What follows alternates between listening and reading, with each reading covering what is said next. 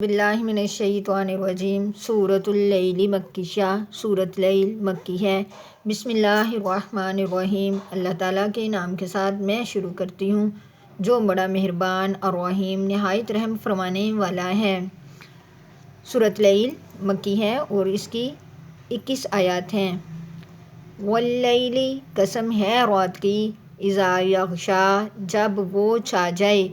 والنہاری، قسم ہے دن کی، واو یہاں پہ قسمیہ ہے، اذا، جب، تجلی، وہ روشن ہو، وما،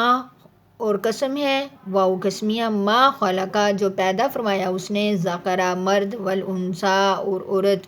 یا ذکر نر، والانثیٰ مادہ، اِنَّ، بے شک، سعیکم، کوشش تمہاری، لشتیٰ، البتہ مختلف ہے،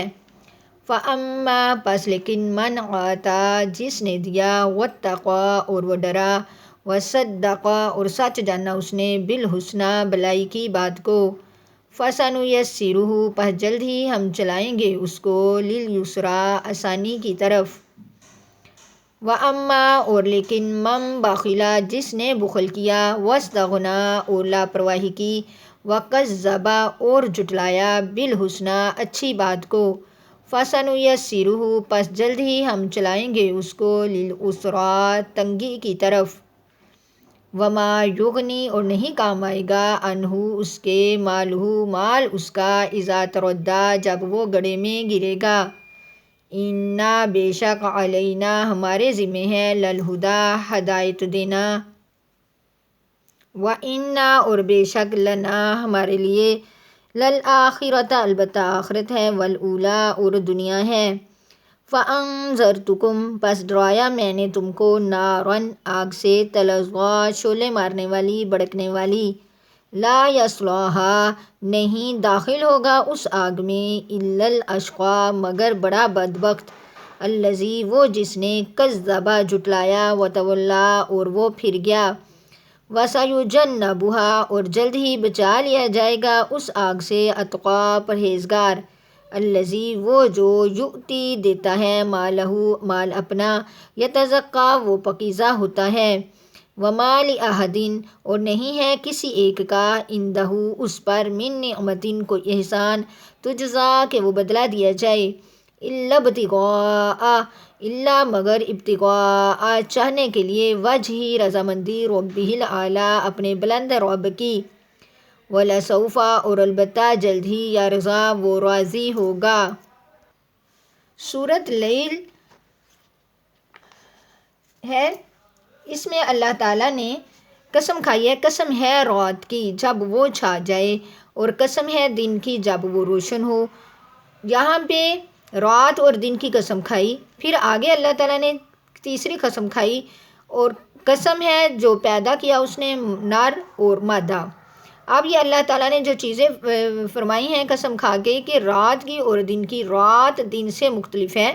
جس طرح رات علیحدہ چیز ہے، دن علیحدہ چیز ہے، دونوں مختلف ہیں، اسی طرح جیسا کہ مرد اور عورت، یا نر اور مادہ ایک دوسرے سے مختلف ہیں۔ آگے اللہ تعالیٰ یہ قسمیں کھا کے کیا فرما رہے ہیں، جواب قسم یہ ہے، اِنَّ سعیکم لشتیٰ، بے شک کوشش تمہاری، البتہ مختلف ہے، جس طرح رات دن سے مختلف ہے، نر مادہ سے مختلف ہے، اسی طرح تمہاری کوشش بھی مختلف ہے۔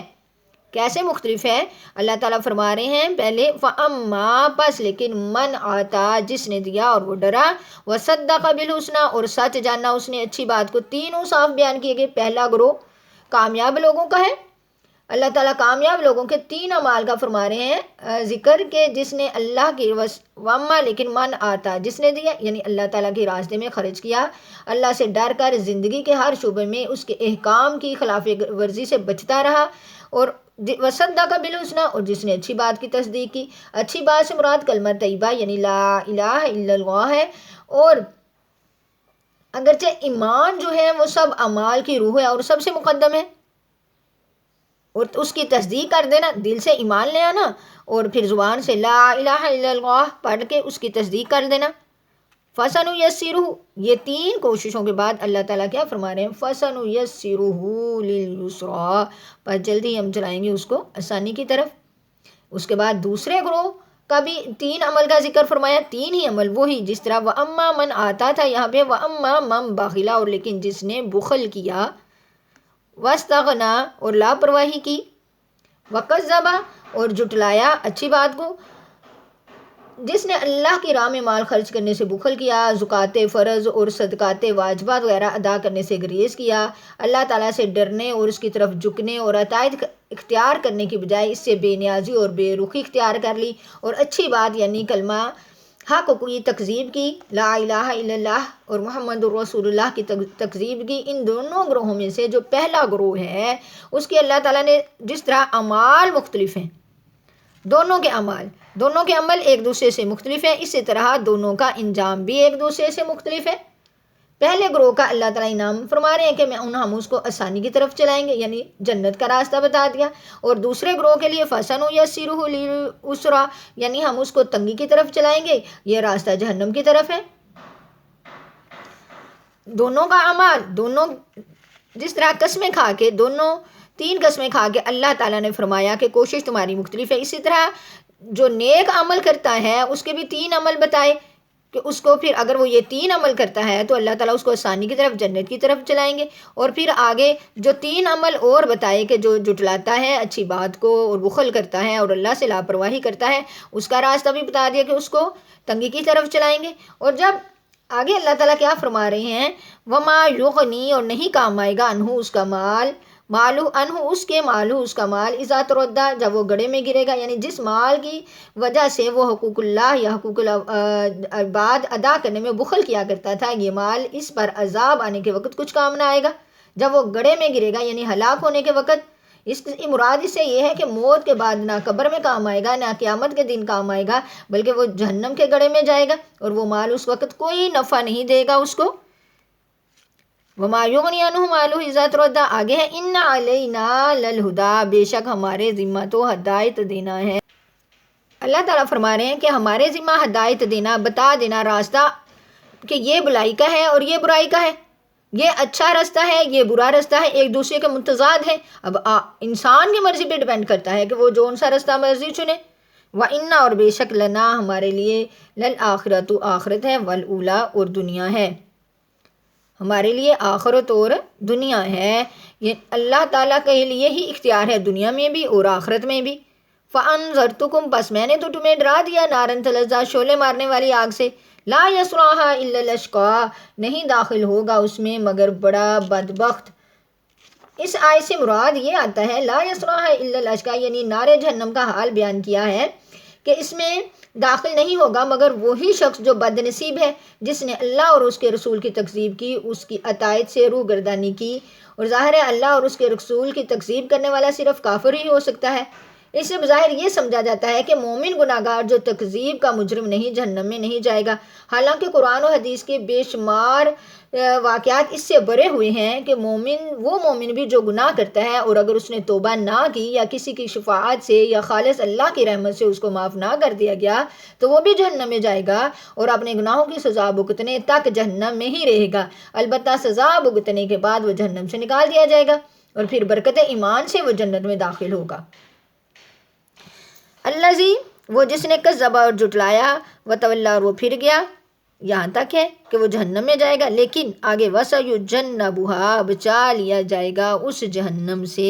التقیٰ پرہیزگار، جو پرہیزگار ہے، جو اپنی زندگی کو بڑی پرہیزگاری میں، جس طرح ایک انسان شوگر کا مریض ہے یا بلڈ پریشر کا ہے، وہ کوشش کرتا ہے کہ جس سے اس کی شوگر ہائی ہو جائے یا شوگر کو پرابلم ہو تو وہ چیز نہ وہ کھائے، وہ پرہیز کرتا ہے بیماری بڑھ نہ جائے۔ اسی طرح جو مومن اتقیٰ پرہیزگار ہوتا ہے وہ معمولی گناہوں سے بچتا ہے کہ کہیں یہ گناہ کرنے سے میرا ایمان نہ خراب ہو جائے یا یہ گناہ نہ کروں میرے رب کی ناراضگی کا سبب نہ بن جائے، وہ چھوٹی چھوٹی باتوں سے بھی پرہیز کرتا ہے، اس لیے پرہیزگار اس سے بچا لیا جائے گا۔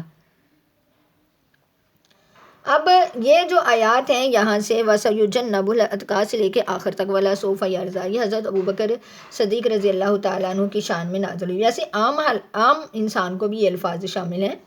آیت کا تو عام شخص کے لیے بھی ہے جو ایمان کے ساتھ اللہ کی راہ میں مال خرچ کرتا ہے، لیکن شان نزول جو ہے وہ حضرت ابوبکر صدیق رضی اللہ تعالیٰ عنہ کے بارے میں نازل ہوا۔ حضرت عروہ سے روایت ہے کہ 7 مسلمان ایسے تھے جن کو کفار مکہ نے اپنا غلام بنا رکھا تھا۔ جب وہ مسلمان ہوتے گئے تو کفار مکہ ان کو طرح طرح کی اذیتیں دیتے تھے۔ حضرت صدیق اکبر رضی اللہ تعالیٰ عنہ جو ہیں وہ اپنا بڑا مال خرچ کر کے کفار سے خرید کر انہیں آزاد کر دیا کرتے تھے۔ اس پر یہ آیت نازل ہوئی، اور اس آیت کا جو ہے وہ وَمَا لِأَحَدٍ عِندَهُ مِن نِعْمَةٍ تُجْزَىٰ، یہ ہے کہ ان غلاموں کو آزاد،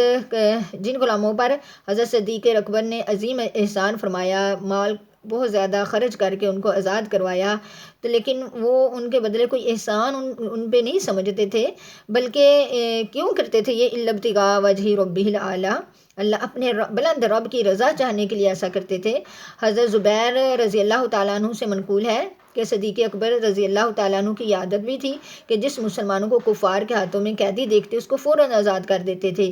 وہ لوگ زیادہ تر ضعیف ہوتے تھے۔ حضرت صدیق اکبر کے والد حضرت ابو قحافہ نے ان سے فرمایا کہ جب تم غلاموں کو آزاد کرتے ہو تو اتنا تو کام کر لو کہ ایسے غلاموں کو آزاد کرواؤ جو طاقتور ہوں، بہادر ہوں، تاکہ وہ کل کو تمہارے دشمنوں کا مقابلہ اور تمہاری حفاظت کر سکے۔